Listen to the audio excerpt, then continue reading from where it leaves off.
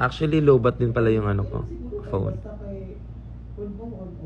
Ano Christmas gift mo sa akin? Ako mismo. Iuwi mo ako sa bahay nyo, Jason, tapos ipo-perform ko lahat 1 hour songs ni Britney Spears. Naka-medley yan. From first album to the latest album. 2 hour show. Tapos ano ka lang, nakaupo ka lang, manonood ka lang. Kahit wala nang nanonood sa akin, okay lang. Mag-perform pa rin ako.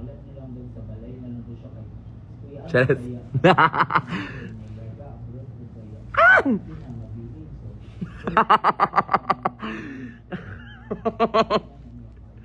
Ang inaamat ang amat talaga, te. Alam mo yung kahit kumakain kayo, nag-aalmusal kayo, hindi, sasayaw ako sa harapan niyo. Magbe-Britney ako, dahil gawin ko ng 3 hours. Okay na ba yun? Please, sana okay.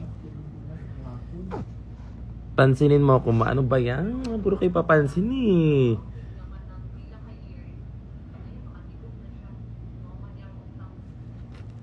Secret! Oh my God! Kumaingay! Tsara.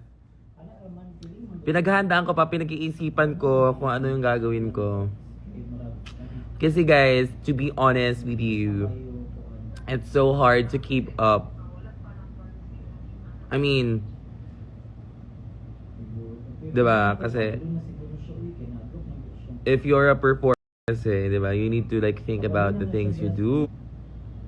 Dapat meron talagang concept, pinag-isipan, pinagandaan with all the effects and all.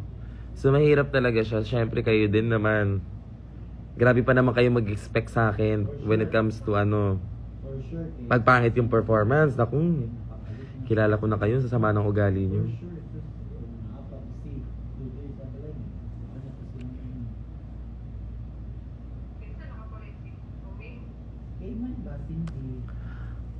Okay, whatever. When next vlog, ate, mag-intay ka.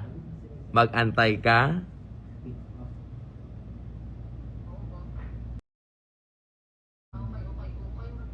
Mabagay sa'yo songs ni Riami. Sino yan? Ah, si Riami.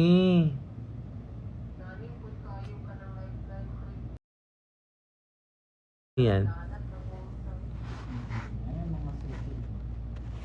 Bisaya ka, 'di ba? Anong meaning ng bahu